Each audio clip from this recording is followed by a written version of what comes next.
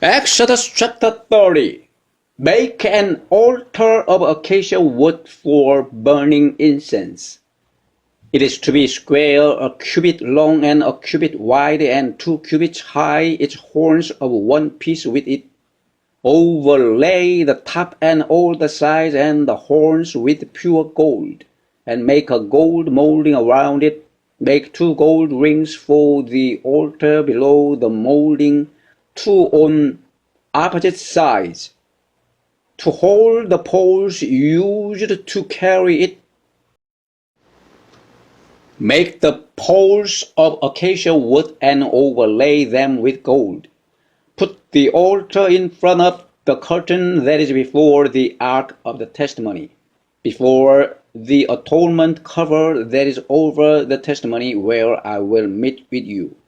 Aaron must burn fragrant incense on the altar every morning when he tends the lamps. He must burn incense again when he lights the lamps at twilight, so incense will burn regularly before the Lord for the generations to come. Do not offer on this altar any other incense or any burnt offering or grain offering, and do not pour a drink offering on it. Once a year Aaron shall make atonement on its horns.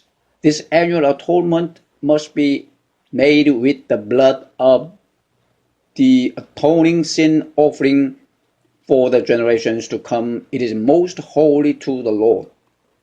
Then the Lord said to Moses, when you take a census of the Israelites to count them, each one must pay the Lord a ransom for his life at the time he is counted. Then no plague will come on them when you number them. Each one who crosses over to those already counted is to give a half shekel, according to the sanctuary shekel, which weighs 20 gerahs. This half shekel is an offering to the Lord. All who cross over, those 20 years old or more, are to give an offering to the Lord. The rich are not to give more than a half shekel, and the poor are not to give less when you make the offering to the Lord to atone for your lives. Receive the atonement money from the Israelites and use it for the service of the tent of meeting. It will be a memorial for the Israelites before the Lord, making atonement for your lives. Then the Lord said to Moses, make a bronze basin with its bronze stand for washing. Place it between the tent of meeting and the altar, and put water in it. Aaron and his sons are to wash their hands and feet with the water from it. Whenever they enter the tent of meeting, they shall wash with water, so that they will not die. Also, when they approach the altar to minister, by presenting an offering made to the Lord by fire, they shall wash their hands and feet, so that they will not die. This is to be a lasting ordinance for Aaron and his descendants for the generations to come. Then the Lord said to Moses, take the following fine spices, 500 shekels of liquid myrrh, half as much, that is 250 shekels of fragrant cinnamon, 250 shekels of fragrant cane, 500 shekels of acacia, all according to the sanctuary shekel, and a hin of olive oil. Makes these into a sacred anointing oil, a fragrant blend, the work of a perfumer. It will be the sacred anointing oil. Then use it to anoint the tent of meeting, the ark of the testimony, the table and all its articles, the lampstand and its accessories, the altar of incense, the altar of burnt offering and all its utensils, and the basin with its stand.